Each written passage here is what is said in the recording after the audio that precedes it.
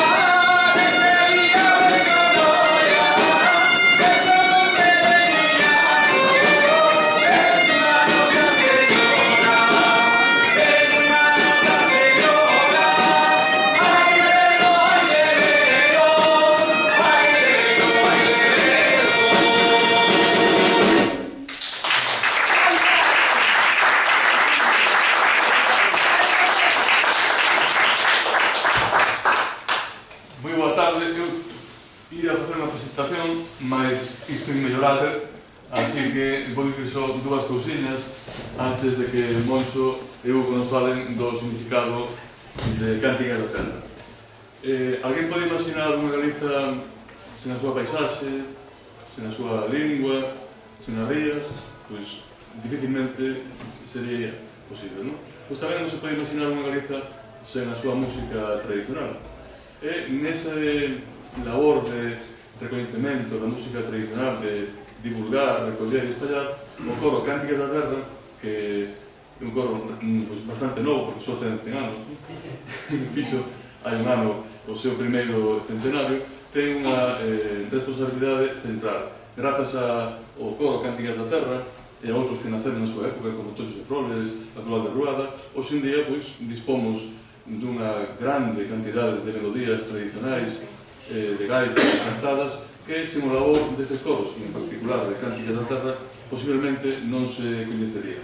O labor de Cánticas non só se pode centrar, ou non só se centrou na faceta de recoller música, mas tamén na faceta de exportar esa música, recollerla ao povo e exportala aos escenarios, exportala a outros países, dignificar esa música, facer que o povo outra vez voltase a cantar esas melodías e esas letras, fixo que moitas melodías que hoxe pasan por ser tradicionais fosen coñecidas e recoñecidas. Hai grupos de música emblemáticos como Milladoiro que teñen unha parte do seu repertorio que provén de Cánticas da Terra.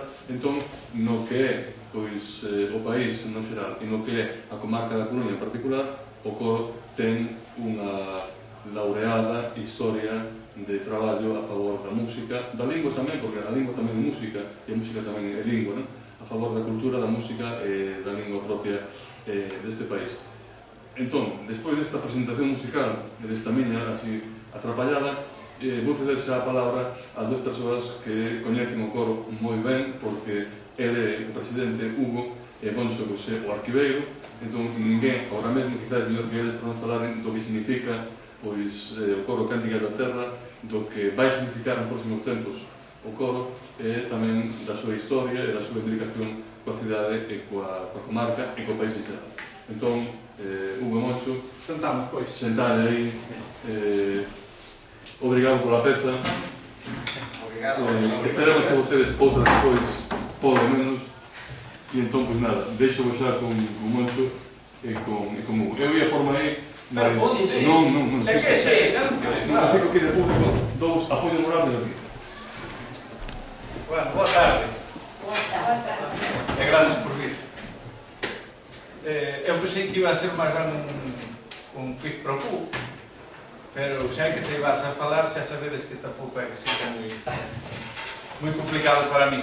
Mas preferimos vaya que sexa interacción.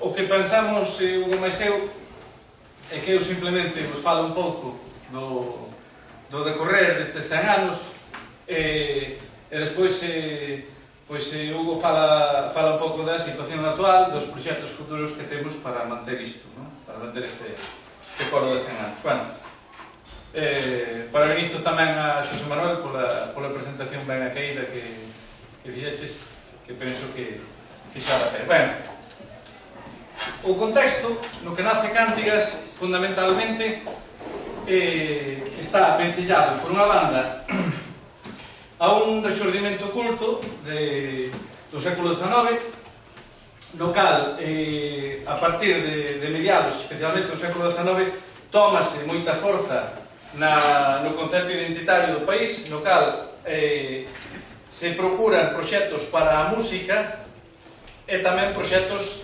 para outras partes da cultura, pois como é, obviamente, a literatura, que é o nome do rexurdimento, sempre nos asociamos máis a literatura que a outra cousa. Canto a música, hai que pensar que existía un oficio tradicional que é o do gaiteiro. Existen incluso contratos de gaiteiros pois para as festas, para multitude de casos. Aquí na Coruña, incluso dos concursos que se foron celebrando, porque a Coruña é un dos primeiros impulsos que quixo tomar para a reivindicación do rexurdimento na música foron os concursos de gaiteiros, non?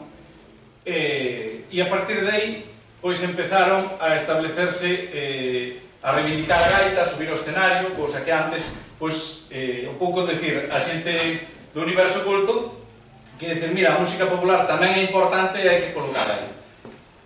Outro factor moi importante foi a creación dos orfeóns a partir da década dos 70, de 1878. Pascual Veiga funda aquí na Coruña, ao estilo de Anselmo Clavé en Cataluña, pois coros para, en este caso, formados por comerciantes, por xente da pequena burguesía coruñesa, pero que, curiosamente, inda que cantaban temas universais, as creacións que facía Veiga, que facía músicos como Chané, como Montes, bueno, aquí na Coruña Valdomir, etc., estaban todos orientados cara ao idioma e cara a coller aquel acervo de literatura e facer que o povo aprendese os poemas, porque hai que supoñerse que unha alta porcentaxe da poboación naquela altura da Coruña era analfabeta lectoescritora, non analfabeta funcional, quero dicir, non tiñan a capacidade de ler e escribir. Entón, a mellor maneira de aprender as poesías era a través da música, e iso estes intelectuais sabían, e por iso de hoxe en día cheganos unha diosa mariquiña, cheganos a negra sombra, ou cheganos infinidade de melodías. Entón, temos, por un lado, un rexurdimento nos orfeóns, digamos, nas masas corais, que obviamente é diferente ao que sucedía en Cataluña, porque en Cataluña pretendían ilustrar os obreiros, digamos, de alguna forma. Nos aquí non tiñamos máis obreira, e entón procuraban pois popularizar, non? Facelo popular. Ben, entón temos os gaiteiros que suben aos escenarios e os orfeóns. Ben, entón xurde unha serie de proxectos no político, no social, como son Solidaridade Gallega e todos estes movimentos de rexurdimento a principios do século XX, que van desembocar nas Irmandades da Fala e na Irmandade da Fala da Coruña en particular. E dese nexo común moita xente vai participar na fundación de Cántigas, igual que en outras vilas tamén van a facer o propio ca súa irmandade local, non? Así, por exemplo, hai casos como a Irmandade da Fala de Tantos que directamente crea un coro, o sea, xa son eles que crean un grupo de teatro e o coro. E aquí, pois, funciona de xeito independiente, pero son partícipes moitos. Mirad, hai un detalliño que sempre me gusta contar, que é que Cántigas fúndase con nome, antes de Cántigas fúndase un pequeno orfeón galego que xa quería ser como Aires da Terra, perdón, que esquecín esa iniciativa importante, no século XIX hai unha iniciativa pioneira, aparte dos orfeóns, que é Perfecto Feixóo, o boticario de Pontevedra, creou un pequeno coro que visten o traxe do país e cantan, non? Isto causa moitísimo atractivo na Coruña, cando veñen en 1909, e van aí ao Teatro Circo Emilia Pardo Bazán, e podes ver os señoritos da Coruña e o público en xeral, pois como os señoritos de Pontevedra tocaban a gaita, cantaban, pois o que fixamos nós agora, non? E veñen gravar un disco. E viñeron gravar un disco en 1904 tamén, sí, efectivamente, que gravaron aí na Rúa Real, cerca de onde tiña Ferrero o estudio. Ben, bueno, con todo este cotarro, o que quería decir é o seguinte, que Cántigas forma follas novas que non ten nada que ver co actual, non? Entón forma unha especie de orfeón, Mauricio Farto e outros querían un orfeón, e aquí había xente das Irmandades que dicía nós queremos o que había en Pontevedra. Entón, o que había en Pontevedra é o que fixemos nas obras de cantar melodías máis populares, e os orfeóns, pois, imaginade, pois, cantar Negra Sombra, Alborada de Veiga, pero sempre a materia prima, que é o importante, o sustrato, o río que viaxa por debaixo, son melodías que todos, que son, sexan cultas ou populares, están basadas no conto daqui, no sustrato musical galego. E entonces sucede unha cousa, metes a política polo medio, veredes, pero veredes que tamén foi favorable para deixalo claro. Resulta que en xullo de 1916 pois a Irmandade da Fala da Coruña organiza unha excursión a Alviña, o Piñeiral de Alviña, donde vai pois cabanillas, ven cabanillas desde Cambados, ven Antón Vilar Ponte, ven o Bello Lugrís, toda esta xente, e Leandro Carré era secretario da Irmandade da Fala da Coruña naquele momento, e futuro director artístico de Cántigas, e envía unha carta a Cántigas da Terra, carta que non conservamos, donde lle pide a Cántigas que veña a actuar ao Piñeiral de Alviña. A resposta é que teñen que dicir que non, porque se montou un Cristo tal que acabou desfacéndose follas novas.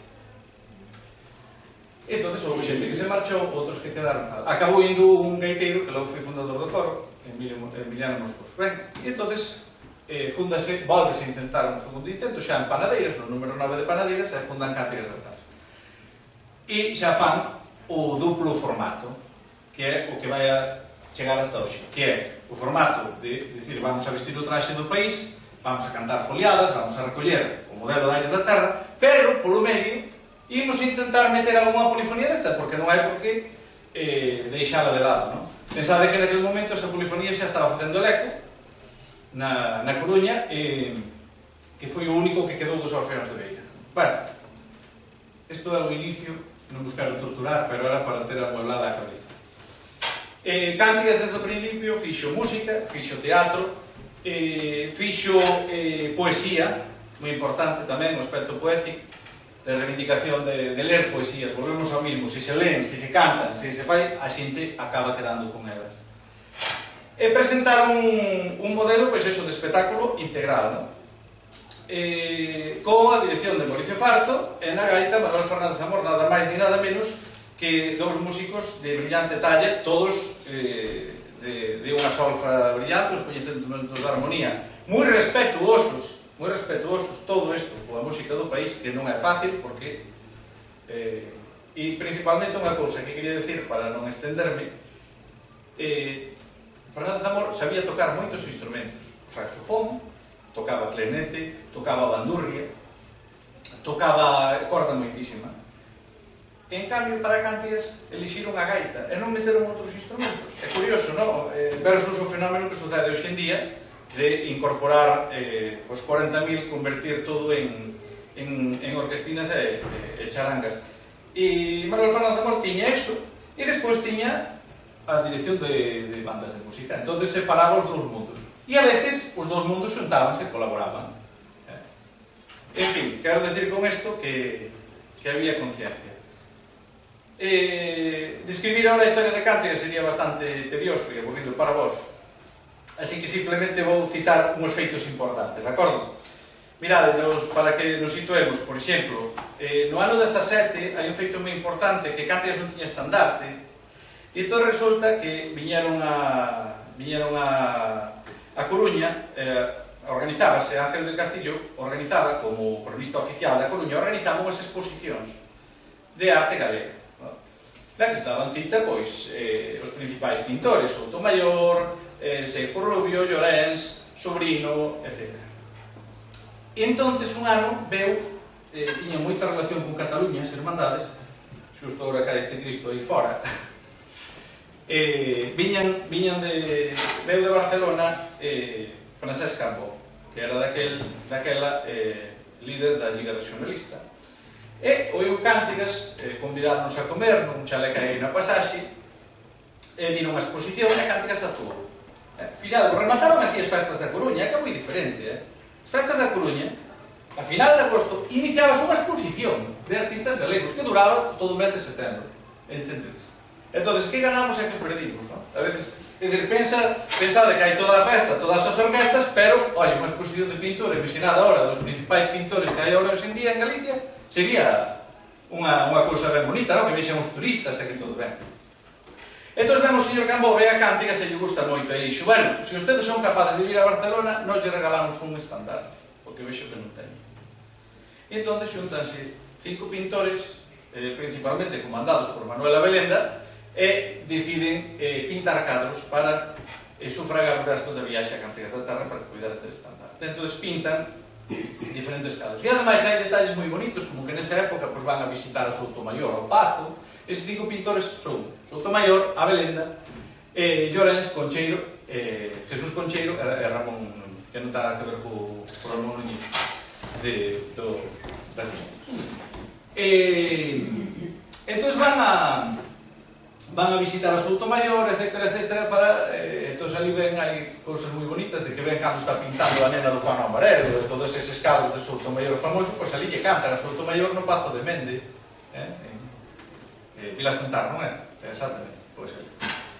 E nada, van a Barcelona finalmente, a prensa, cando se entera que hai política polo medio, pois borran do mapa todo o asunto e apenas figuran noticias na nosa terra, etc. E van alá e veñen co estandarte, un estandarte moi bonito que se conserva no coro, bordado en seda e ouro, e se pois é un dos feitos así importantes. Despois, nos anos 30, temos unha viaxe pola península, unha viaxe que ten como foco central tamén outra vez Barcelona, de volverlle a visita aos cataláns, en este caso a Lluís Companys, que era daquelas presidente del Meditar, e actúan no Palau da Música, actúa Cántigas no Palau da Música, con un programa, levaban uns programas, actuaron por diferentes sitios, Oviedo, Santander, etc. Levaban uns programas de 3 partes, levaban parte folclórica, parte orfeunística, parte folclórica, e no medio bailaban e todo, había uns éxitos tremendos. A volta da viaxe esta, que foi co secretario do Concello, Joaquín Martín, pois inauguran a estatua Curros Enríquez, por exemplo. Despois no 47, pois por citar algo, no 47, que non sei se estabas ti xa, Juanita. Estaba no 48. No 48, o sea que cada tua irmá estaba por aí andando. Sí, estaba no 48. Pois no 47... Entraría era no 46, 47. Pois mira, que é mellor que de primeira man. No 47, pois é o centenario do Circuito de Artesáns. E daquela o director Adolfo Anta, que o coro nos anos 20, a finais dos 20 e dos 30, abriuse un movimento obreiro de tal maneira que deixou de ser un grupo da pequena burguesía coruñesa, da pequena intelectualidade, a pequena en número, non pequena en capacidade, enténdese, non? E abrirse un movimento obreiro que había no Monte Alto, nas Altochas, etc. Entón, o coro multiplícase, e esa é a razón, eu creo, de que chega hasta hoxe, precisamente. Ben, pois no 47 xa cambio de réxime, o último presidente, o pintor Manuel Abelenda, cambia de réxime, e entón, o maestro Adolfo Anta, pois xunto aos coristas bueno, foron desfilando por aí, pola Rúa Nova, daquela era a Rúa Castelar, me parece, non sei se cambiou en un momento, e van hasta ali, hasta a estatua de, bueno, saindo do tipo de artesano, non, esta ruta por aquí, hasta a estatua de Curso Enrique. E cando están ali diante, dice o maestro Anta, vamos a cantar aquí o himno galego. E botanse a cantar. Sabedes que o problema de cantar o himno galego non era tanto cantar nos teatros como facelo na rúa, eso era moitísimo máis arriesgado. Cantan na rúa, era un día de semana, moitos xa non puxeran o traxe porque viñan de traballar ou pediran permiso.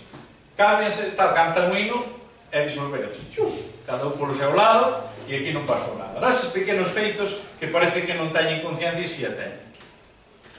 Despois, no ano 54, viaxes a Bretaña, foi un feito moi importante porque é o recoñecemento de Galicia como nación celta, e a Bretaña fixáronos o que importante facer un festival desas características para recompoñer unhas cidades que estaban arrasadas pola guerra. Eso tamén é moi importante, que nós aquí podíamos tomar nota moito do que fan os bretóns, que tendo a veces tamén nós máis acervo cultural que eles en canto a cantidade de material de que se dice, pois isto, bueno, total, é unha serie de fitos.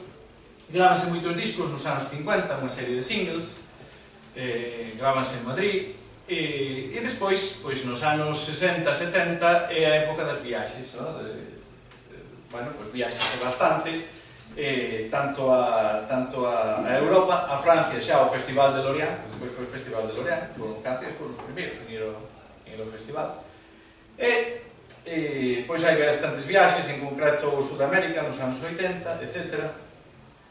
E un pouco vamos chegando aos anos 90 nos que xa nos empeza a sonar a cousa, moitos dos que estamos aquí, nos que houbo épocas difíciles en canto a que non había aqueles ensaios. Claro, antes ensaiábase 5 días a semana, pasou a ensaiarse 2 días a semana. Todos os días.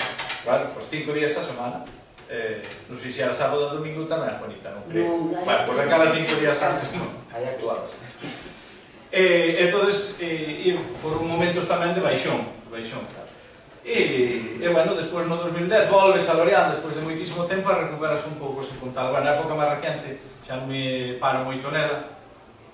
Como ben sabedes, simplemente por citar algúns nomes que pasaron polo corre, e xa termino a miña disertación para non vos cansar, pois temos, por exemplo, entre intelectualidades, temos a Leandro Pita Romero, a Antón Vilar Ponte, falo de presidentes do corre, Ángel del Castillo, a Rafael González Villar, o arquitecto, nunca ben ponderado, por certo, porque fixo cousas foi un presidente moi activo no pouco tempo que estivo no corpo. Por exemplo, se vades a casa natal de Curros Enríquez, hai unha placa feita por iniciativa de Cántigas e suscripción popular dos coruñeses, unha placa que está diseñada por Rafael González Villar e feita nas condicións de Bonenburger, da Coruña. É un diseño moi bonito. Eu estuve tamén Bugallal Marchesi, foi un presidente moi achegado a nós e que quería moito a Cántigas. Bugallal foi o primeiro presidente que houve durante a ditadura franquista e foi moita sorte, verdadeiramente, porque sendo un tío do réxime valoraba moitísimo o que é, claro, podía tocar un militar que collera tronzar a todo, como lle pasou en Ferrol, que tocaron moitas dificultades. E aquí, pois, houve a sorte de que nos tocou un tío, pois, que, máis ou menos, sendo do régimen, pois, interesaba o tema do folclore, e, bueno. E despois hai un feito moi importante, que esquecín de dicir, é que no 43, que este é moi importante, chega unha carta a Cántigas, volta a mesma, outra carta que non se consagra, todos isto sabemos polas actas, correspondencia. Hasta os anos finais dos 40 e principios dos 50 non hai correspondencia en Cántigas. Entonces chega unha carta da recén creada sección femenina de educación e descanso para incorporarse ao movimento. Entonces en ese momento meten na directiva a calzadora uns cuantos, pero máis descarado, porque a carta chegou, non sei, como a suposta a final de ano, en xaneiro ron, meten a 3 ou 4 aí do régime, máis xente, entre eles o irmán de Anta, Francisco Javier, o irmán de Adolfo, que era director de la Vaca, era un cargo falangista importante, Pero claro, como tamén lle gustaba o tema do folclore, pois aquí nadie decía nada. E entonces xúntanse, e na acta figuran na marxe todos os nomes. Mira que non é habitual que en unha asamblea xeral se cite a todo o mundo que foi. Pois, poñe todos os nomes na marxe para contestarlle ao gobernador civil da Coruña que non nos incorporamos con todos os falangistas que tuvaron que meter dentro. O sea, son destas cousas que non se entende como se producen, pero que logran manter a independencia de Cántigas dentro dunha situación, dunha coyuntura difícil.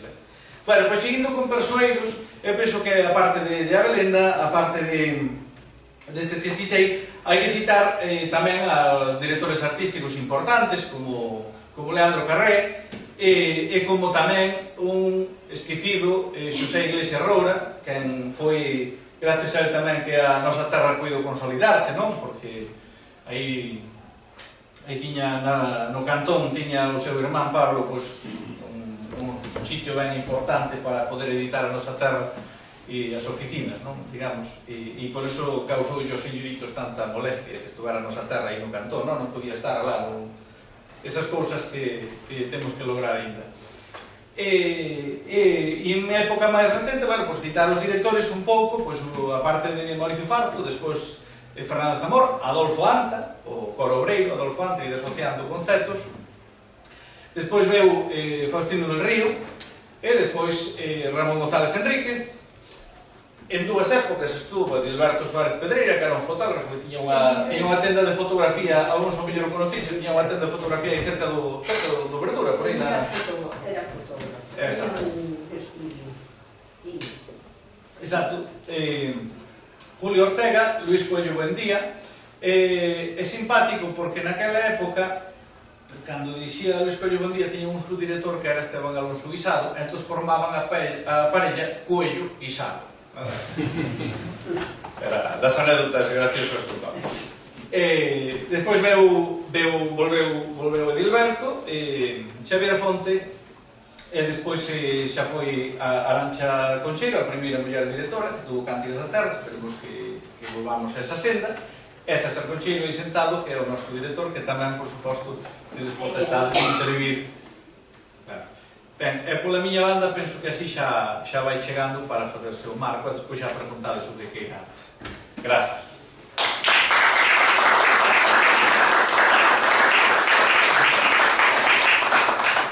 Estaría ben citar quizá tamén algún músico desas épocas, non? Por exemplo, Alejandro Temprano, Aos gaiteiros. Ou, por exemplo, Paradela, Parroco Paradela, que foi moi coñecido, o Emilio Corral, que morreu aí cousas de 4 ou 5 anos, con 104 anos. 103. E temos fotos despois dos anos 30, 40 con esta xente, non? E morreron aí casi que a Emilio Columcimo, bastante. E a Paradela non fai moito que morreu. O Paradela teño cargado, pero xa perdía moita memoria. Sí, estaba nunha residencia, facía anos. E Temprano pois ten editado incluso ese disco, ese libro da Volta ao Mundo, embarcado no Sebastián Elcano. Bueno, aí non sei, digamos, do que falar, non? Entón eu tiña pensado falar un pouco de que é Cántigas hoxe, non? Cántigas hoxe, dentro do panorama asociativo e cultural, dentro da grande oferta que hai en todas as cidades e vilas, pois diluís un pouco, digamos, a presencia da entidade en sí por a cantidade de oferta que hai, por a cultural e tal. Vimos tamén desa época onde era complicado asociarse, que era o franquismo. Na transición, polo que eu teño vivido de pequeno, pois fúndanse moitas asociacións folclóricas nas vilas, deportivas. Para Cántigas creo que é unha época de asentarse, ou de acomodarse nesa nova situación. Desencadena un pouco nos anos 90, arrastrábamos desde o ano 34 un local que igual moitos coñecestes na Rúa San Xoán, nun edificio antigo, no que estivemos 81 anos, desde o ano 34 ata o 2015. Se non está diseñado, Non, porque non era noso, digamos, era un aluguer, Era pequeniño. unha renda destas históricas.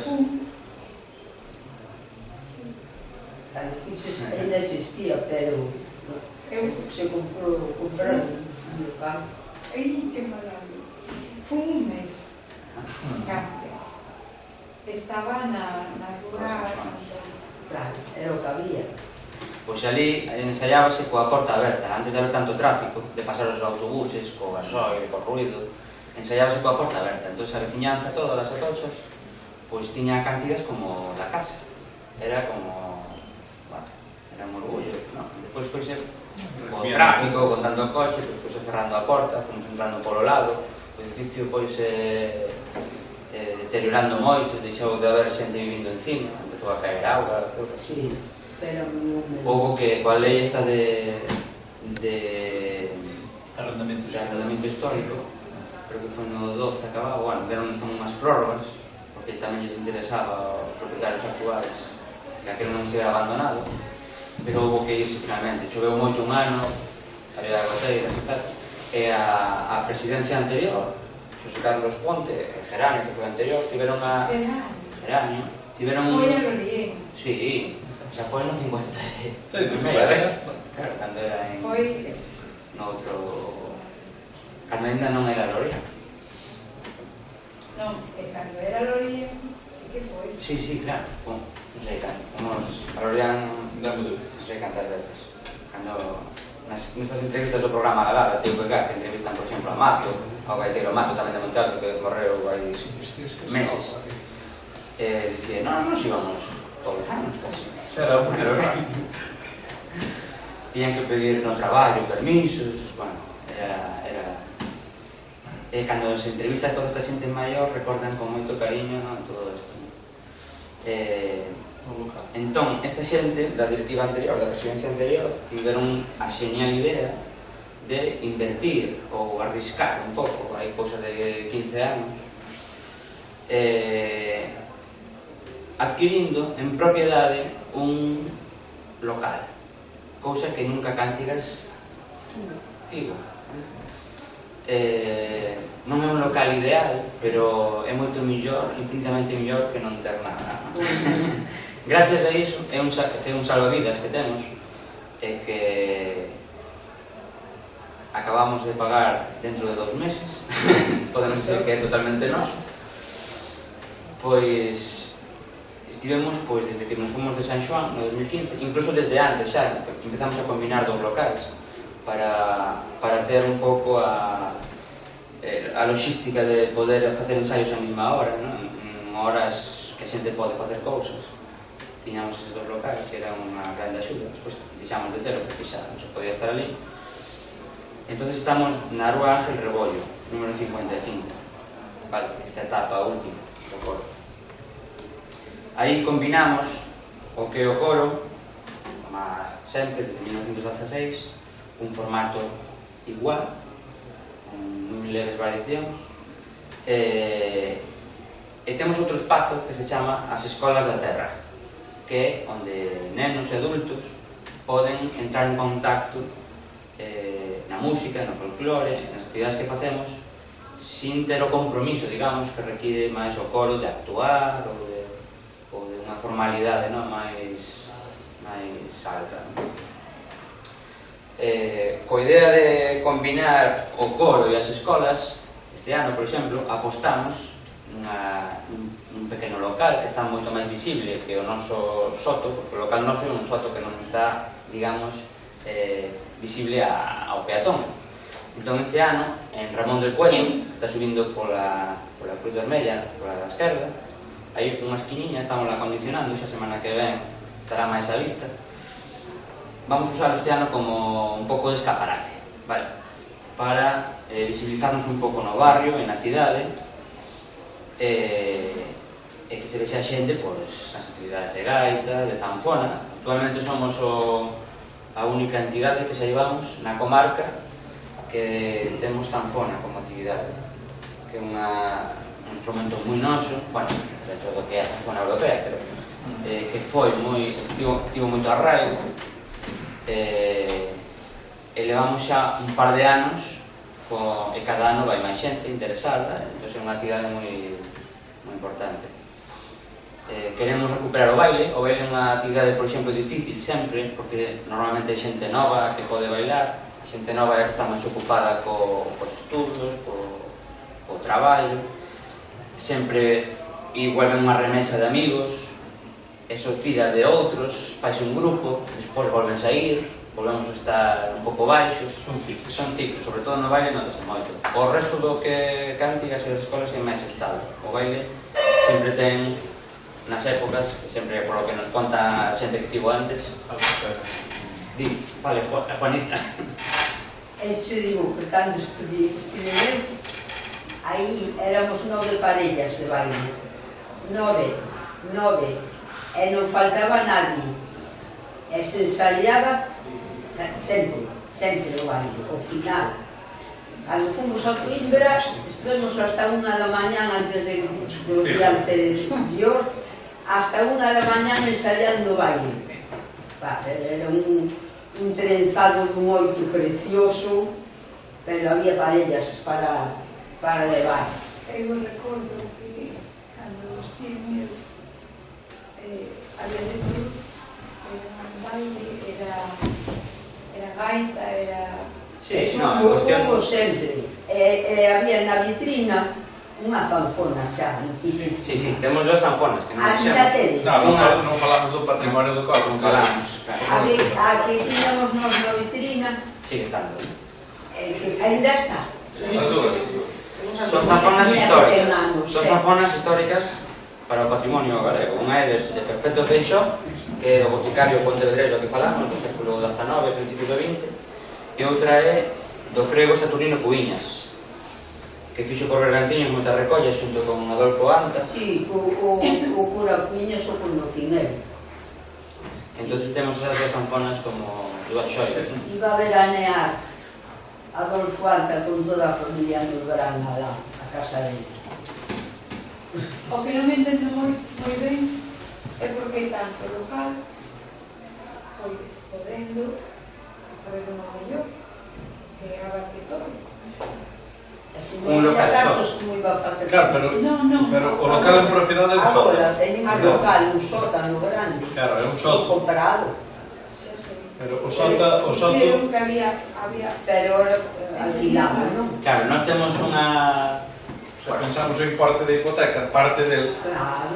Temos unha meta ideal na cabeza desde hai moitos Se son anos empresas moito... de que se a administración se puxese de acordo entre a administración galega, local, Diputación, estaría moi ben conseguir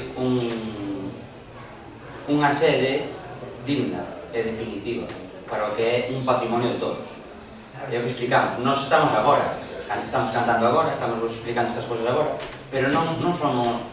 Isto non é Oncho, non é Hugo. Estiveron outros, estivestes outros, mañá virán outros, e é un patrimonio e unha responsabilidade de todos. Se isto morre, vémoslo así, non? Morre unha parte do patrimonio do povo. Non é cuestión personal. Entón, isto noutro país, noutra situación, noutra sociedade, igual que outras entidades importantes, pois estaría un pouco máis, quizá, cuidado. E sobrevive por lo que os coristas e por lo que os presidentes e membros Esforzos persoais de cántigas fan todos os días. Entonces, o gallazo se de outra forma, non? E outras entidades, pois, souberon moverse, ou saben, ou saberán, e nos intentamos, pois, a ver se chega un día no que, en vez de haber aí un McDonald's ou non sei que, pois pode haber un edificio que represente isto, non? O gallazo chega ese día. Mentres tanto, pois, vamos campeando con hipotecas, sotos e alquileres ou alugueres, non é? Un pouco a situación actual. Bueno, pese a todo, hai alegría, hai optimismo, disfrutamos do que facemos, vivimos, ensaiamos en galego, conservamos, digamos, esa esencia, esa mentalidade dos comezos do 20. Estamos aí. Eu, desde logo, quixera para xa así poder iniciar un debate, que ao final é o máis interesante, non? Sí, Porque, claro, isto pode escolledes un un libro ou calcar cousa, e xa va despedir. Pero, sobre todo, o debate clave ahora mismo é a situación do folclore. Que para min esa é a situación clave. Non tanto de que vivimos, vou lanzar xa unha cuña, vivimos un paradoxo importante, que é que temos moitísima xente a facer folclore, pero simulemos unha fruita, non? Unha fruita. Ademais, as fruitas do supermercado de agora valen-nos de exemplo perfecto. Por fora ten unha apariencia extraordinaria, é redonda, é ben feita, pero xa achegas a ules e non ule. Ábrela por dentro e xa a carne non é... Iso é un pouco a situación do folclore. Explico. Temos moita xente a facer folclore que está moi ben, pero que vive na epiderme do folclore, absolutamente, na epiderme do asunto. Ninguén lle dá por profundar máis ou por sentir, e, por tanto, non existe un amor propio de cara, digo, bueno, o folclore tradúcese na lingua, no que queirades, non? Na lingua tamén é un pouco ese mismo fenómeno. Aparentemente hai subvencións, fanse anuncios en galego, existe unha canle en galego, pero por dentro a cousa está fastidiada, non? Pois esta é un pouco a situación da que partimos, ao meu ver. Entonces, efectivamente, agora vai por barrios, non? Houve unha época que foi o boom da gaita, cando os grupos folk, agora é o boom do baile, pero seguimos sen ter unha profundidade. Profundidade, refírome a... Sempre ten que haber xente que só lle interese o mero placer das cousas. É natural que así sexa, e non temos por que justificar o uso do galego en función dunha ideoloxía, nin o uso do folclore en función dunha ideoloxía. Para nada quero transmitir esa idea, non? Pero sí é moi importante que exista esa parte culta, esa parte de persoas que queran... Mira, para que compretades un exemplo moi claro. Había un periodista famosísimo na Coruña, que era Alfredo Tella, que non era precisamente, pois, vamos a decirlo así, nin galeguista, nin nacionalista en tal. Tiña unha concepción moi curiosa das cousas, pero que cando salía o tema do folclore, automáticamente o tío abogaba por perfecto fixo, polos rilos betanzos, por estas cousas, no? Frente ás modas dos señoritos que... Entonces vedes como unha persoa que non estaba metida no folclore, pois facía este tipo de cousas, non? Hoxe, e o resto o notades en todas as celebridades que veño citando en todo este percorrido.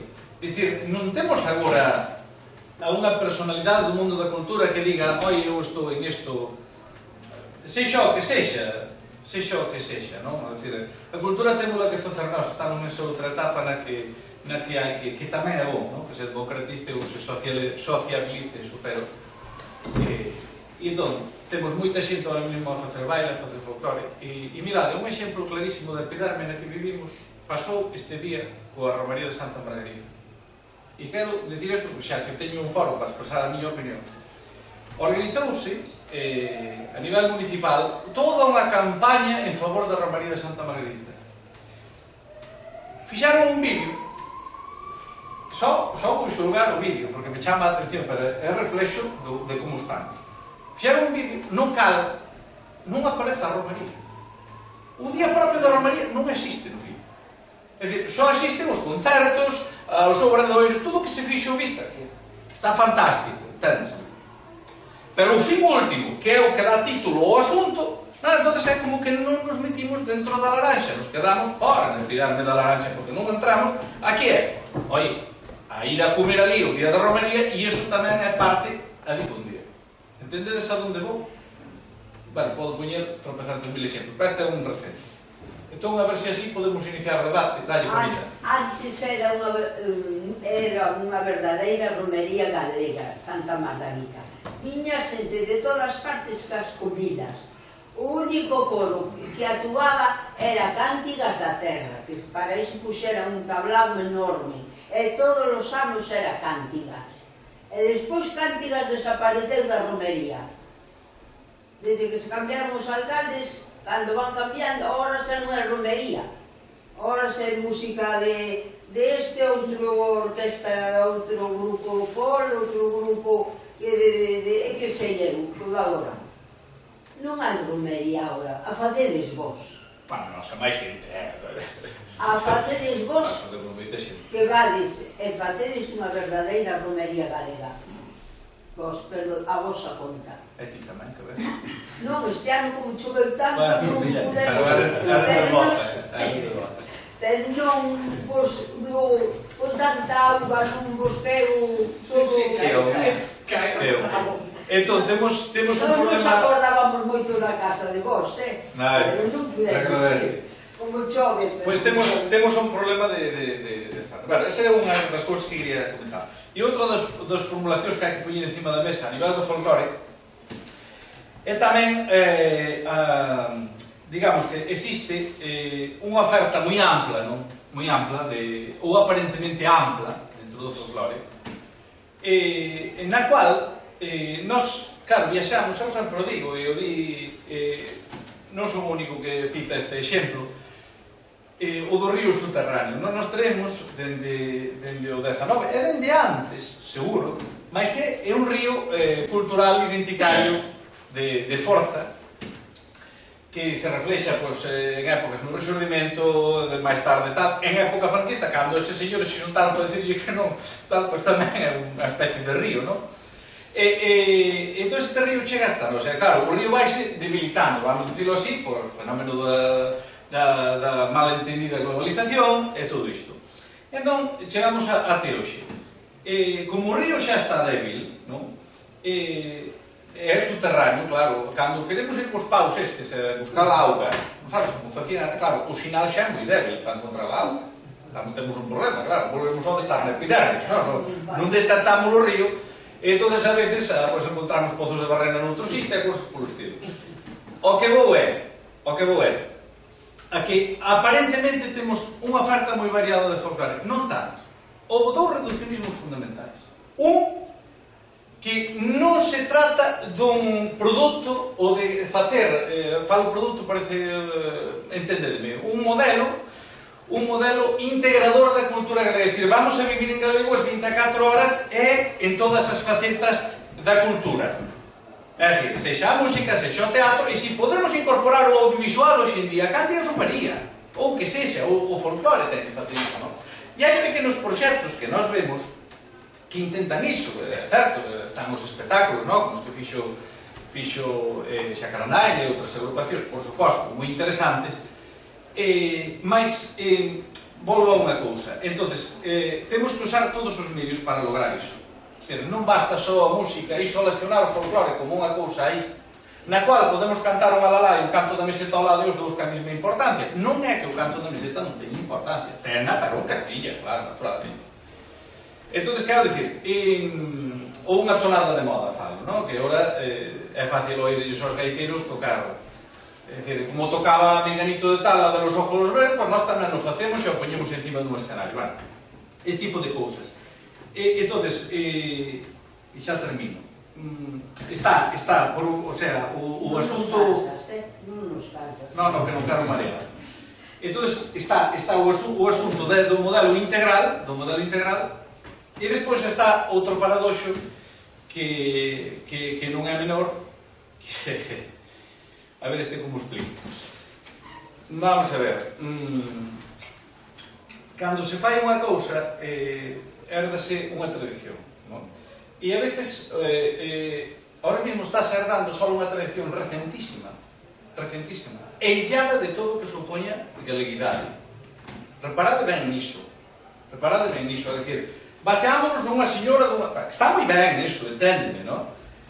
Pero non é suficiente, volvemos a pedir, é dicir, ir a unha aldea a recompilar un canto. Agora, nós agora xuntamos que estamos aquí e imos a un paisano. Primeiro, non lle recollemos memoria histórica. Oh my God, é o máis interesante. Que pode contar unha persoa hoxe en día, justamente é memoria histórica. Dúas, o folclore urbano non existe, non é folclore. Outro problema. É dicir, que pasa? Que Juanita Moreno que cantou, que bailou, que tocou, non é tamén unha persona, non digo que a palabra recoller a mí xa entende un pouco, tá? Pero entendedes o que quero dicir, non existe memoria para contar en todas as persoas que, é dicir, ese legado que hai que traer a hoxe e que nos conecta co que nos vimos sendo conscientemente, galegos de conciencia.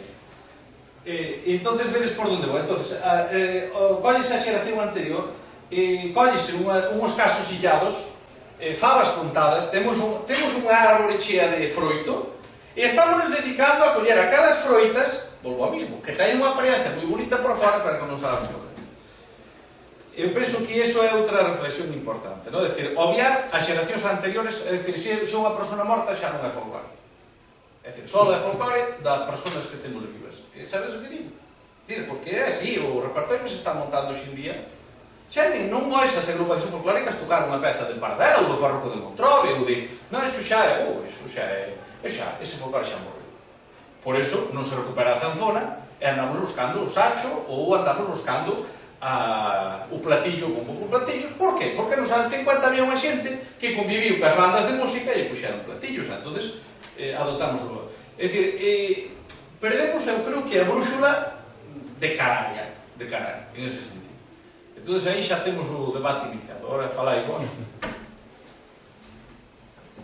Eu penso que dice de romería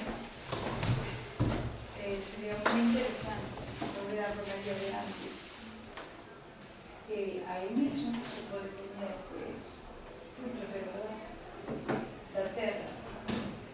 Casi non existen frutos de verdad que non deben sulfatos ou non seguimos indo a romaría desde aí xa bastantes anos. Facemos unha merendola, como é o que significa. As familias de Cántigas, unha chea delas, organizan eles por sí mismos a romería gallega no monte. Ali llevan as comidas, ali tocan, ali se bailan, ali se... é sensible unha mano. Claro. Sobre o que decides, sobre o que decides por dar...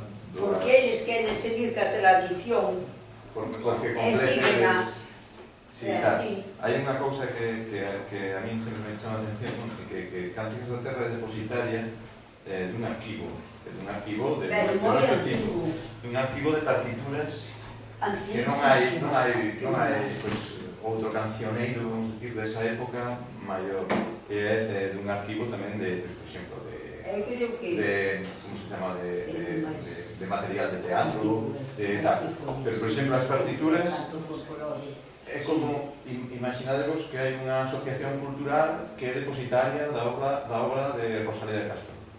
E a teñen eles, a asociación cultural, e depende de que esa asociación cultural, é dicir, esas persoas sen ningún apoio institucional o manteñan, o divulguen, o publiquen, ou fagan de cando en vez lecturas dela, tal cual, e que ninguén lle dera dizer, bueno, teñen é deles, é desta asociación que teñen, a asociación Rosalía de Castro, teñen toda a obra de Rosalía, e non se dá máis, e depende da vontade desa xente que nós temos un pouco a veces a sensación de que nós temos nas mans algo que é de todos e que é moi importante, tanto en música como en letras. Hai letras, unha vez fomos a cantar a Oudense ali a, como se chama, que agora en Parador, Monterrey. Non, en Leiro. Sí. E había unha asociación de escritores, non sei, de asociación de escritores tal cual, e algún escritor escoitou alguna letra e veu e fixo algún análise do texto, pero esa, concretamente, onde se soubera que ti dabas pasadiñas por beber, Eu tamén se responder a outros amores non ter. Outros amores non ter, non? E dicía, pero eso leva no arquivo de Cánticas 100 anos, como outras tantas, non? Entonces, primeiro, ter eso nas mans, nos, encantados de telo transmitido, de poñerlo nas mans dos seguintes, pero ao mellor era o momento de poñerlo nas mans de todo o mundo. Como se fai eso, non? Porque sí que hai moita xente disposta a decir, oye, dame, pero non che din que van facer con ele, non che din se van meter nunha caixa que van pechar. Entonces, dame a obra de Rosalía, que vou meter nunha caixa forte, vou pechar e ninguén vai ler Rosalía, que é un pouco as veces a sensación que ten. Eso por un lado. non? Para reflexionar. E por outro lado, que di Moncho di moi suave, é moi diplomático. Chegada a todo o mundo. É moi diplomático, pero nós falamos moito deste tema e temos a sensación, antes falábamos aí de regresión, non? Da regresión. Temos a sensación de que se está vivindo pois aquelo da sección femenina, non? Que se está vivindo, pero sin saber que o están facendo moita xente. Moita xente está facendo, está sacándolle, nos dicimos que políticamente cada un é o que queira, pero identitariamente non podemos renunciar, non? E agora están cantando en castelán, un montón de grupos pandereteiras, é o normal, cantar en castelán. Pasamos sobre esa ¿Por qué? En que o recorreron así resulta que o recorreron fai 30 anos. Non entendes o que canta. Está pasando o fenómeno que decía Moncho de meter todos os instrumentos do mundo, o saxofón, clarinete, todo, punchín, e facer cousas bastante vulgares, moi vulgares, estéticamente moi vulgares. A xente que fixo os coros galegos era xente que tiña un humanismo de caralho. Exactamente. Entonces, agora non, eso non paga a pena e tal. Entonces estamos vendo, bueno, non hai máis que poñer a tele un viernes pola tarde ou pola noite e ver o que ali sale. Entonces, ou ir a actuacións tal. Entonces, moita xente pensa que é así. Porque eu levo 10 anos facendo isto así, ou 15 anos facendo isto así. Entonces están vaciando de contido algo que para nós ten que ter moito contido. Entonces ninguén di isto, ninguén o di. Entonces nos últimamente vémonos un pouco na cousa de decirlo, parécenos que por aí van mal as cousas. En determinados contextos ata é difícil ver un traxe galego representativo do povo patrimonial, porque vamos todos de chaleco e camareiro. Hugo, perdona, xa remato. O que decía antes Moncho, nós cando facemos algo, pues estamos facendo. Non facemos que facemos, que o que hai agora moita xente. Vou imitar o que facía en unha aldea, un folclorismo tardío. O folclorismo estuvo ben no século XIX, e nós heredamos eso. Pero nós agora xa non facemos folclorismo. Eu cando a Foliada da Coruña, canto a Foliada da Coruña e fago presente. E hoxe, Cánticas da Terra fai presente algo de 100 anos. Non imito a ninguén facendo algo. E agora xogan a imitar eso. Eu disfrazome de unha cousa. Exactamente igual que cando se Eu toca. disfrazome de outra cousa. Eu non me disfrazo de nada. Eu poño un traxe que supón unha identidade. E aparte de aí, fago música que supón unha identidade. Eso estáse perdendo. Bueno, xa vou máis alea, eu creo que intencionado. Ou como facemos aquí hoxe en camiseta e pantalón vaquero e cantamos isto da mesma forma que cando estamos nunha actuación. O sea, é folclore vivo. Quedamos para pasarlo ben e facemos folclore. Utilizámoslo nos nosos casamentos, nas nosas festas, está vivo. Como facemos moitas veces o paralelismo cando os alemáns cantan unha cantata de Bach, non están facendo o que facían no século XIX, non. Están facendo presente a súa música, a súa cultura, a súa lingua. Pois eso estáse, pero hai moita xente metida no folclore, moi metida no folclore, profesionais do folclore, vamos decir, que non teñen conciencia de todo isto, mas é todo o contrario. Xulio.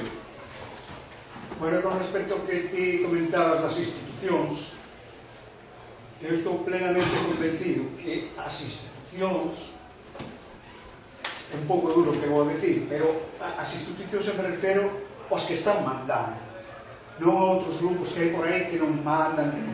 As institucións son o único que pretenden con respecto ao folclore e a cultura é matada e enterrada. Matada e enterrada.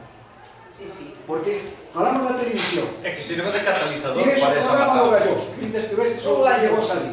O programa do Galloso. Para unha canción. O programa do bamboleo, do enano raquítico ese que sale ali tamén. Iso foi. Iso é unha burla. Iso é unha burla. Pero se vas ás escolas, é horrible. que nós en unha época fóramos por aí a escolas, fóramos a cantar a escola, tal. Non hai un neno que fale galego. Eu teño unha fillada en Teixeira. Non falo unha palabra en galego, estou a Incluso a súa nai lle mandaron unha carta do colexo, oye, a ver se faz algo para que a túa nena diga alguna palabrina no colexo. Iso é triste, joder. Eles están metendo que no colexo e se enseña. Eu teño ahora un netiño, e fui a buscar durante o... Agora empeza a estudiar no colexo. A guardería, ali non falaba ni Jesucristo. Nada. En galego. E te miran como un bicho raro. A mí, nos anos, cando me fillo iba a escola, eu falaba sempre galego, estuve sempre nas aulas dos colexios e tal. Me miraban como un bicho raro. Es que tú eres un comunista. Es que tú eres un qué. Eu son galego, joder. Eso son nada máis. E entón, estes institucións que temos. Mira, eu fui unha vez a unha reunión representando a Cántigas da Terra. Xosé Carlos, e como se chama este gaiteo que traballa aquí? Non vos acordo. Miguel. Unha reunión do PSOE. Alguén nos invitaron, bueno, vamos, porque non sei. Bueno, pues vamos. Mira. E tuve que levantar a marcha. Era un podricario aquel. Que foi a raíz de que se acabou o bipartito en Santiago. Ali saíron os do PSOE. Que non puede ser que la Consejería ou como Consellería de Cultura esté en manos del bloque, que eso nada más que saben de las brochas y de las bostas de las vacas. Eso, en vez de broma, eso lo tenemos que recuperar nosotros, que somos los únicos que sabemos de cultura. Pues eso es lo que está relevando el Serial, en todos los sitios. Somos pinchos.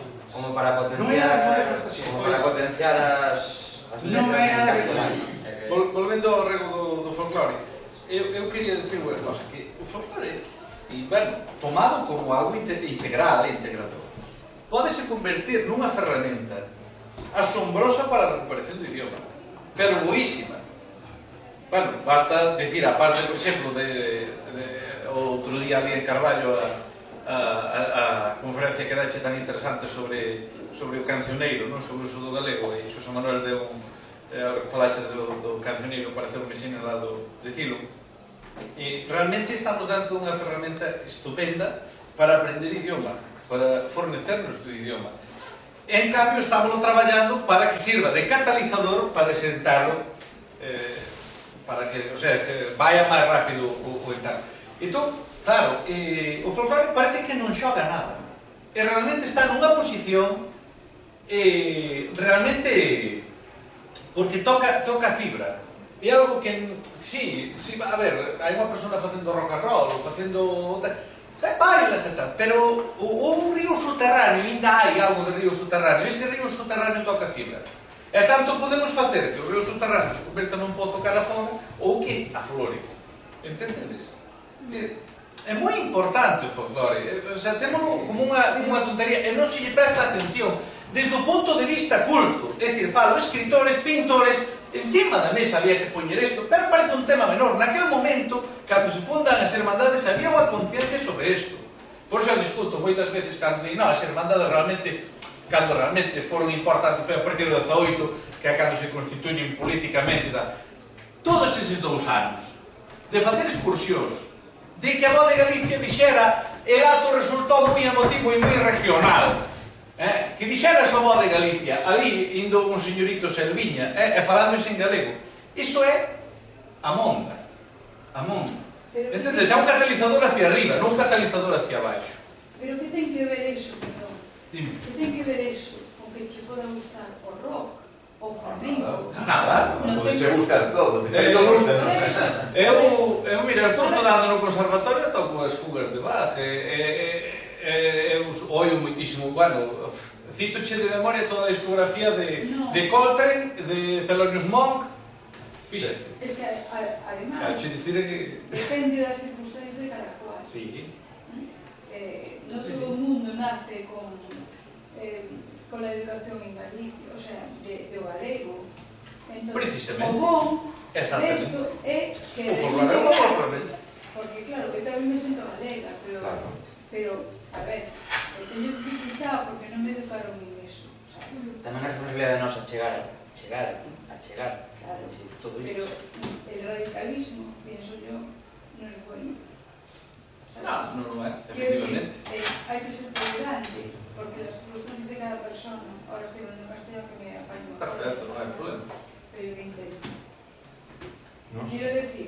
Cántigas eu creo que nos últimos tempos no único que se é radical, e aí sí que digo eu, somos radicales, en que se fai música galega. Non facemos unha jota aragonesa, ni cantamos un paso doble non sei que, ni tal. Facemos a nosa música, cousa que é o que nos estamos queixando. Sabes de onde vai radical? Simplemente, no demais, cada un radical ven da rei. E Cántigas é unha sensible... A ver, todos por aí estaba Xosé Manuel Dalles, José.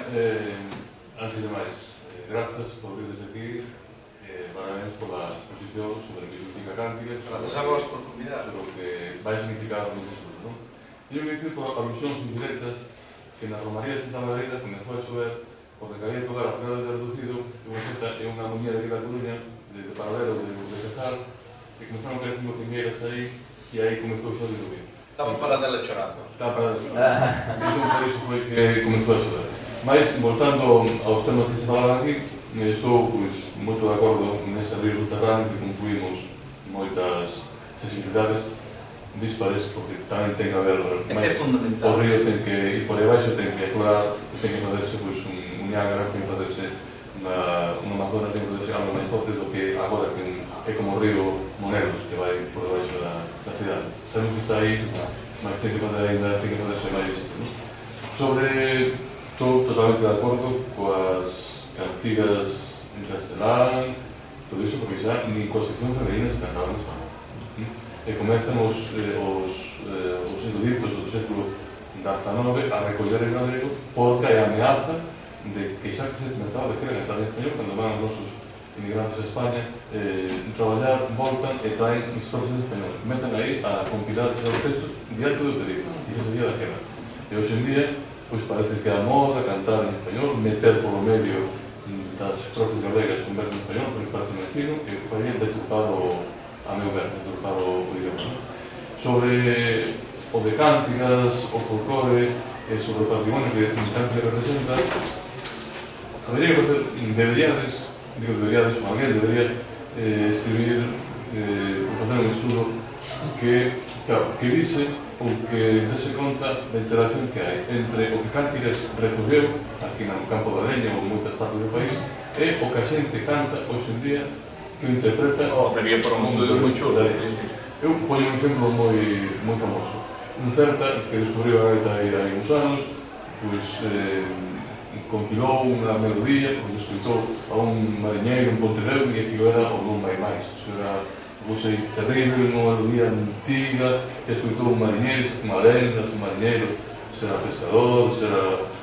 cousas así moi da súa corda.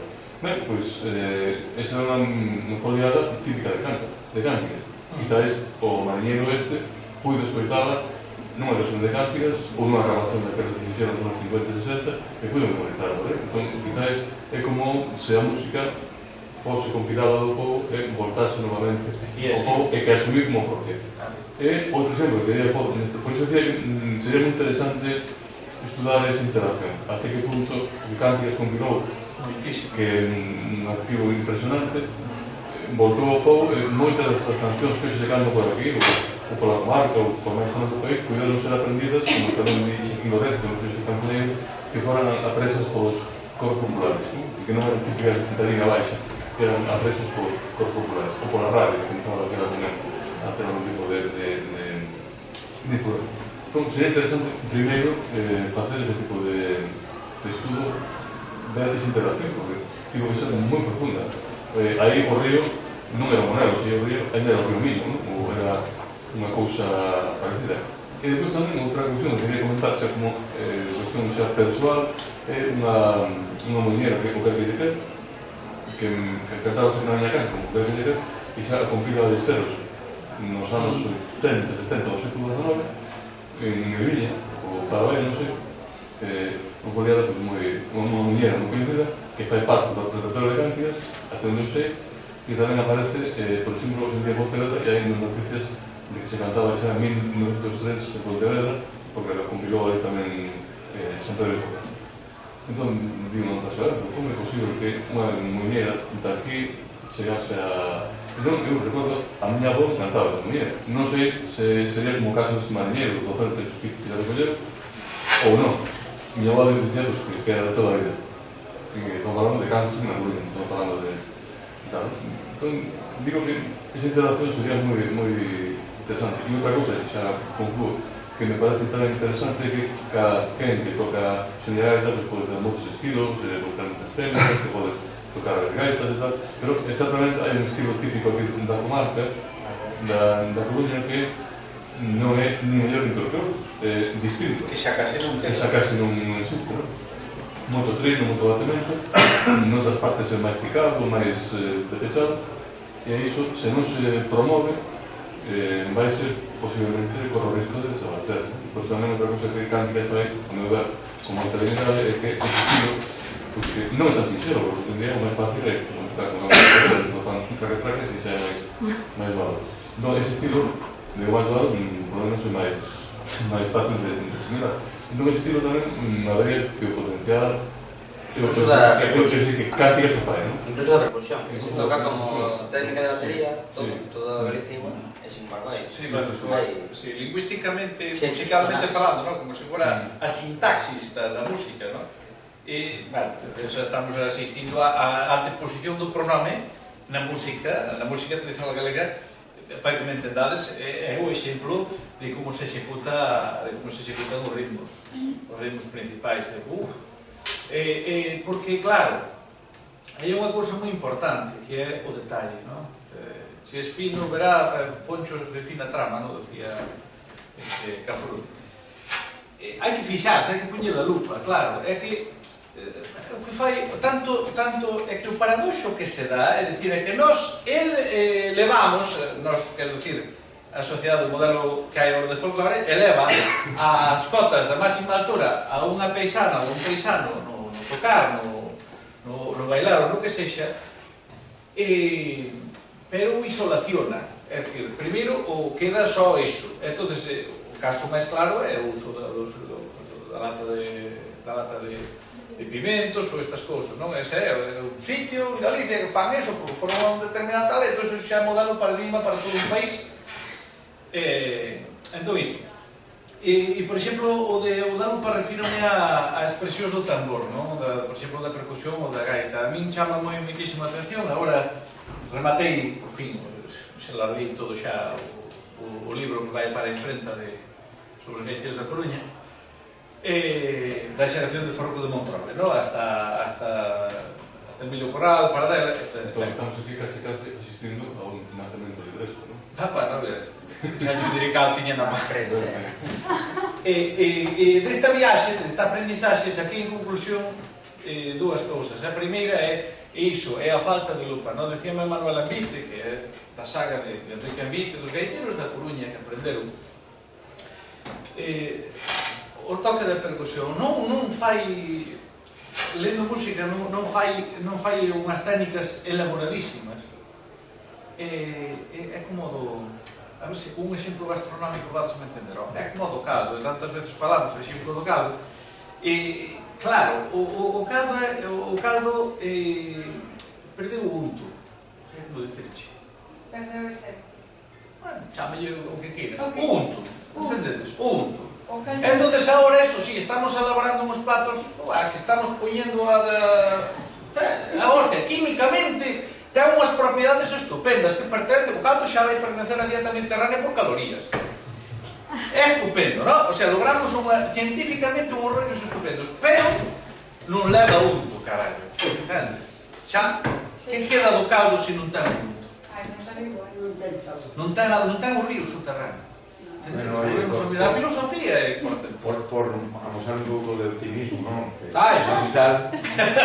Nos últimos anos asistimos ao nacemento de un montón de coros galegos, da fórmula de coro galego, que hubo un momento que quedaban 4, chispún, e agora nacen moitos, uns moi ben encamiñados, moi sólidos, dos que estamos, bueno, pues, non sei, Cantes de León, en Vigo, que non tiñan un coro galego en Vigo, e agora o teñen, é moi sólido, e unhas mans moi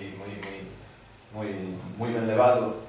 Despois hai outros que fan cada un fallo que ao seu entender, non? Entonces está ben que haxa distintas maneiras de entender a cousa, non?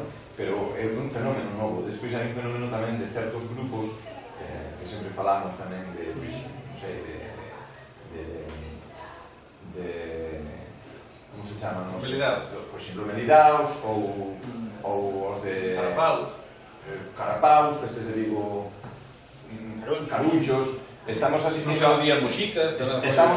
a un renacemento de certos grupos que combinan moito a cantiga co instrumental, non só instrumental, e que son moi respetuosos coa materia prima.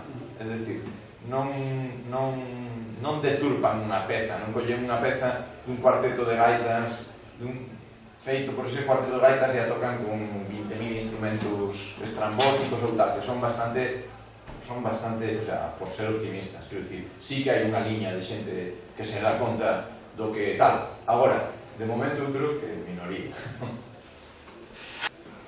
Quería apuntar unha última variable, que é a creación. Se é unha variable que agora me acordaches, que me lembraches, non? É a creación. Fixadevos, estamos creando moitísima, e todo no literatura, no? Na literatura.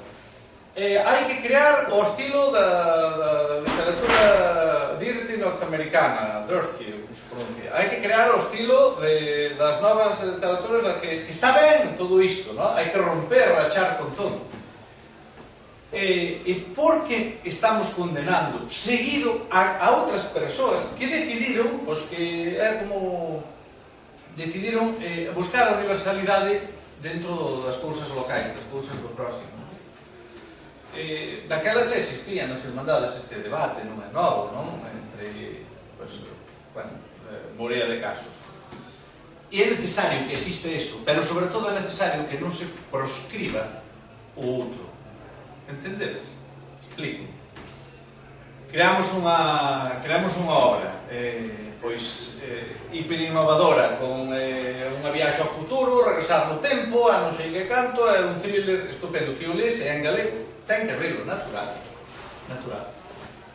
Pero unha cousa que sabían facer naquele tempo era unha literatura, unha música, claro, un canto de arrieiro. De repente, outro día, ainda estábamos falando do canto de arrieiro de Mesoiro, no? Que o levaron nesa viaxe do 34, e claro, canto de arrieiro de Mesoiro, que recompilación máis bonita. Non, ese que alto, esa peza é do Adolfanta, Xoane, conoce, la verdad, Juanita.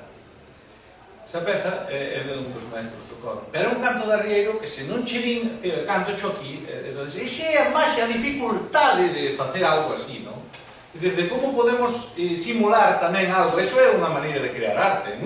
Se cadra moi difícil, porque tens unhas reglas predefinidas moi fortes para o facer, e xa hai moitas melodías feitas. Non é nada fácil facer algo novo dentro desas coordenadas. Eu creo que ese é un exercicio, é como o pintor, que terá que facer arte abstracta, pero ten que facer os bodegóns tamén, ten que facer esas cousas, bueno, digo, volvo a poñer o procedimento. O punto da creación é moi importante. Quizás deberíamos aprender no punto creativo tamén algo de Lugris. E nese punto si o digo, porque de Urbano Lugris que tiña esa capacidade de comunicarse co povo e innovar. Vedes, non? Creo que se falo de Lugris todo o mundo entende, cada un co seu carácter ou co que pense de Lugris, pero ten ese punto, ten un punto de crear e de identificarse co povo. Todo o mundo coñece a obra de Lugris, a ninguén se lle escapa un carro, non? Despois contarán as lubrisadas, pero o río está. Foliadas que llevan moitos anos tocándose e que xente pensa, por ben, que é tradicional ou popular, e sin embargo, pues, vamos a mirar e pon ali, no mesmo arquivo noso, composta por fulanitas no 50 e tal. Eso é bueno. Chego a preguntar, que hai no Colón, agora para o mes de outubro, un homenaxe ao gaiteiro de Temperano? Ai, sí, non sabía. Si, ven no periódico, que veñen moitos gaiteiros. Asociación de gaiteiros? Si, veñen moitos gaiteiros ao Colón. Está ben, que xa pasa. E digo, a ver se van os gaiteiros de Cantigas. Nos fixemos unha cantaba ben, que é moito máis importante. Hai 2 ou 3 anos contamos coa súa... Bueno, no 2012, Porque no 16, Foxo xa se fixo unha. Sí, pero non se pensamos, non? E Fixemos, foi o último anuario. pois fixemos un roteiro por Eirís, recordando os lugares, Claro. a pé, tocando, como se fora Un unha alborada. asunto emocional, Con eso é él, fundamental. Fixemos unha romaría, comendo en un Comendo campo, ali. con él, Ah, Ai, que bonito. tocamos, veo a familia de Santander, veo... Sí. quedan recordos, cantoulle, No 12 foi eso. Carai. Eso sí que cantoulle o coro, O 12 ou no 14? No, hai un mellor foi no E 14. foi aí donde nos contou que viña de estar tocando non sei onde tal, e que foi un grupo de neniñas, como fala, foi un grupo de neniñas, as neniñas cantando, estaban cantando, e decía, ven para ver a mis amores, tengo que cruzar el Ebro, non sei que, e decía, neniñas, non cantar eso, que o Ebro non pasa por aquí. era o que faltaba. Pois Pepe Temprano pertenece a esa saga, non de Gaiteiro de Proveña. Sí. Desde logo, bueno, eu alegro, que se faga. E agora o máis importante é que o contextualice. Eso é o fundamental. O sea, que se faga esa homenaxe e que sirva de revulsivo. En vivo. Volvemos a non facer un isolacionamento Nestes, igual sabes, Está moi nestes importante. últimos anos nos foros históricos, todo isto, a cantos persoeiros así se les fixo, bueno, Sí. un xesto, un cariño. Sí, íbamos a Bao, bueno, non foi exactamente no A Bao fixo ciclo, un pero mesmo. fixemos, lembramos os tempranos, lembramos a Xosé López Bao, Que era un artesán da Coruña. o último artesán que quedaba Que quedaba no efecto de gaitas, que por Que lle expropiaron o ofimático. no ofimático, no parque ofimático, que xa unha idade moi avanzada, iso aceleroulle moito a demencia e Sí, bueno. un triste final. Lembramos del, costanos moito facer estas cousas, porque non temos aí a axuda directa, entón, pero logramos, intentamos, logramos acordarnos da xente cando a eles lle supón unha alegría todavía, non? Mato, que morreu hai meses, tamén, Vilariño, temos feito, que ten moitos anos, xa está moi Eu tamén perdo a memoria. está moi deteriorado. Bravo, Acorralvos. Torres, Brega, A Corral, Emilio Corral. os pequenos detalles con esta xente. Bueno, para terminar con alegría, non sei se queres contar algo máis, pero hai mucho, sí, un pasado. No, é unha cousa que me parece moi interesante que me estaches a falar non acabaches, que é das escolas da terra, que están empezando os cursos, hai... Os cursos, temos aquí Pero- a Moncho Iglesias, que recuperamos, non é exactamente escolas da terra, pero hai cuestión de, que, 3-4 anos, recuperamos o teatro, que estaba un pouco deixado, e vemos con Moncho, que é un excelente, é a persona indicada, idónea, para levar, e o leva moi ben, con moito agarimo. O teatro, xa levamos feitas por aí adiante unha serie de obras, recuperando o teatro histórico de André Carré. Fomos a Portugal tamén. É unha aposta tamén moi firme e moi satisfactoria que temos. As escolas, pois, hai un par de anos se lles deu unha volta, repensando un pouco todo no panorama actual. Quedamos tamén un pouco a medias falando das escolas antes. No panorama actual hai moitas asociacións, hai moita oferta, como dicíamos, e todas as foliadas que xurden por todos os lados, mensuales ou trimestrales ou festas que se fan, teñen cousas moi boas, pero tamén teñen en paralelo cousas non tan boas, explícome. Antes, cando pertencías e temos aquí o exemplo de Juanita, a unha entidade do folclore, como pode ser Cántigas, tiñes un compromiso moi grande. De feito, ensaiaban todos os días. Se chegabas tarde, sentabas ali nun banco e non ensaiabas. O sea, era algo... E había cola para entrar. Aí sí que era radical, quizá, a cuestión. Pero, hoxe, a xente, a raíz de ir ás foliadas e ver a xente disfrutar, bailando, tocando, tal e cual, di, eu quero tamén aprender a tocar a pandeireta, ou quero tamén aprender uns puntos e tal e cual. Donde podo ir? Entonces miras así en internet, no Facebook, ou onde sea, e di, pues hai 5 asociacións na Coruña, ou as que sea. Pois vou ir a esta ou a aquela outra. Que teño que facer? Pois vir tal día. Pero eu non quero comprometerme, Aí está. a actuar, nin a traballar, nin a nada. Eu só quero vir o mércores de 7 a 8, que saio de non sei onde, me cadra por aquí, teño unha pandeireta, entonces así podo ir a todas as festas, que son estas foliadas, que hai por todos lados, e podo participar e disfrutar. Pero xa non teño ningún compromiso con ninguén. disfruto eu e punto. Entón, nese sentido, Que ten que haber de todo. é un punto complicado para as asociacións atopar xente que tire do carro, non? Porque estamos nunha sociedade moi individualista, moi un pouco egoísta, entón queremos disfrutar e o resto, pois, xa irá indo, se vai, se non pasa nada, non?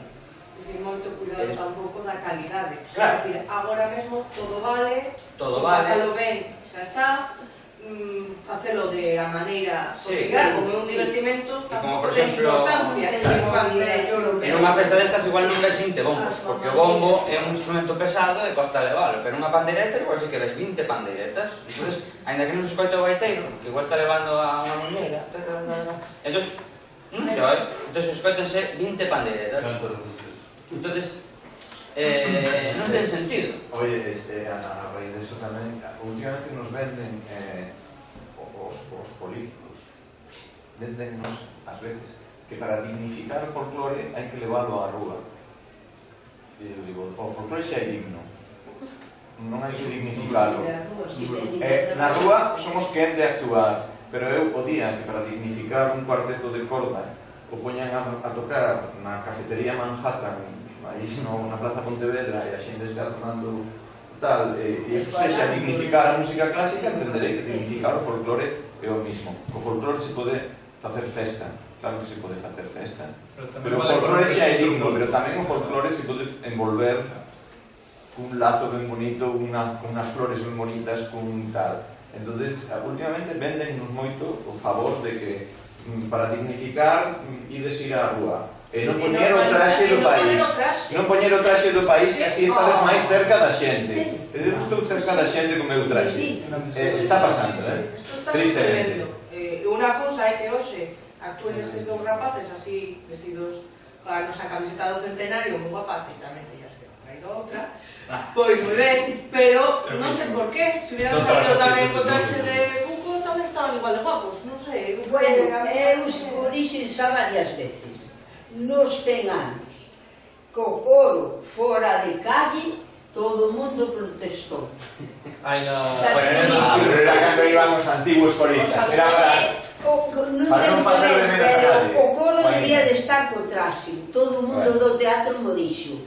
Eu tamén o dixo, eu direi que moi mal, a min tiñan que estar o coro vestidos de gallegos, e nos de calle, como debe ser, e bellas. Esa está. Bueno, pues está, somos ellos tamén.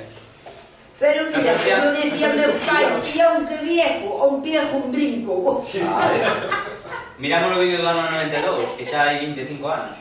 Entonces vimos que estaban todos vestidos así de rúa, non? E dixemos, por que fixeron isto no 92? E sin embargo no 84 iban o coro vestido co traxe e o resto de rúa, non? Pero no 92 xa optaron por vestir de rúa. Claro, era complicado, porque estivemos casi 200 personas encima do escenario.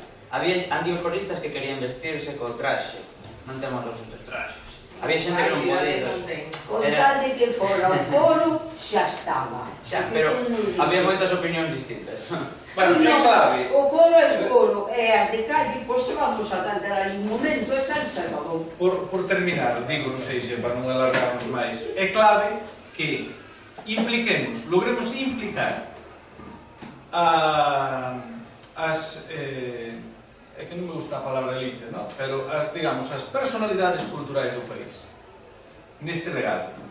Vainos a vida nesto, é dicir, vainos a vida que haxa un Pilar Ponte de hoxe que haxa metidos en isto ou implicados de alguna forma. Non que pregunten que é a Cántigas da Terra cada vez que vas a... ou que entra un concelleiro, como está en pasado, millóns de veces, exceptuando por xente. Sí, pero é certo que co resto era habitual. E preguntar que isto. Entón, é clave que logremos. Isto é un produto culto, é unha idea, un modelo culto para o folclore culto e para o folclore popular, para abranguer todo, de arriba a baixo, de esquerda a dereita, o sea, o cosmos, crear un microcosmos ou un macrocosmos dese río. Entón é importantísimo, convencer a que participen de alguna forma ou doutra, sexa en Cantigas, sexa donde sexa, non? É moi vital entender que esa cultura de pequeno formato, que usted decir a César, que fan moitos nórdicos, non? Esa cultura sinxela tamén, pois sexa a grande cultura. Eu penso que esa é unha reflexión que a mí me leva moito na cabeza, non? Vedes que non existe prácticamente ningún compromiso das personalidades culturais ou significadas do país no folclore. Non hubo máis que ver todo o que nos sucedeu para celebrar o noso centenario, todo o traballo, que todo saliu por vontade, cabezonería, tesón, non sei como definirlo, pero foi decepción tras decepción tras decepción. De feito, ainda temos un libro do noso centenario pendente que non poido salir. Saldrá, vive Dios, porque aí non Botaronse nos camiños gaitos. Saldrá, pero bueno, costará e costa, e vai ser a base de, como sempre... As sociedades van a vivir por elas mismas de aquí ao futuro, máxime os tempos que nos tocan agora, das transnacionais e de toda esta situación na cual o público vai no dan arriba, entonces hai que intentar antepoñer. É un pouco cuestión de educar a xente desde diversos ámbitos, non só desde o que o folclore máis puro, máis térmico, máis central, senón tamén desde o que rodea iso, o que significa como espectáculo, como divertimento, como aprendizaxe dun pasado que queremos presente e futuro, como modelo de lingua, como todo, non? Sí. E tamén fomentar o respeto por ese mundo que é noso, e é tan digno como que hai por mundo allá.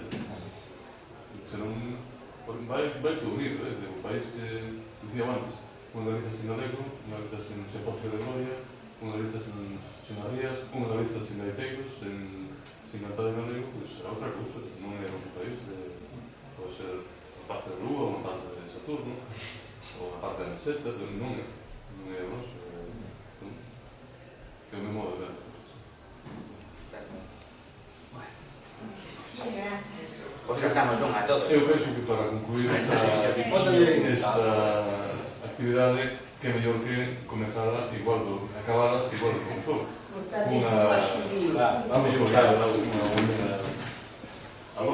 Pero imos saltarnos o protocolo, porque esta outra que traíamos non pertence a Cantigas da Terra. Non pertence? Pois non se vale. Sí que vale. Mirade, vamos facer unha peza dun gaiteiro que se chamaba Manuel do Pazo, que marchou para a Argentina. Dentro que cabe, o home non lle foi mal, nin artísticamente, nin económicamente, ainda que despois hai que tuvo certos problemas. É unha peza ben bonita, que se chama Terra a Nosa, para que vexades tamén a concepción que é outra cousa, que hai que falar moito de como a emigración xestou todos estes movimentos, pero iso queda para outro día. Entón vai Terra Nosa, Muller Alalá, non pasa nada, Muller Alalá é fácil porque bastantes que repetir, así que non ten moita dificultade,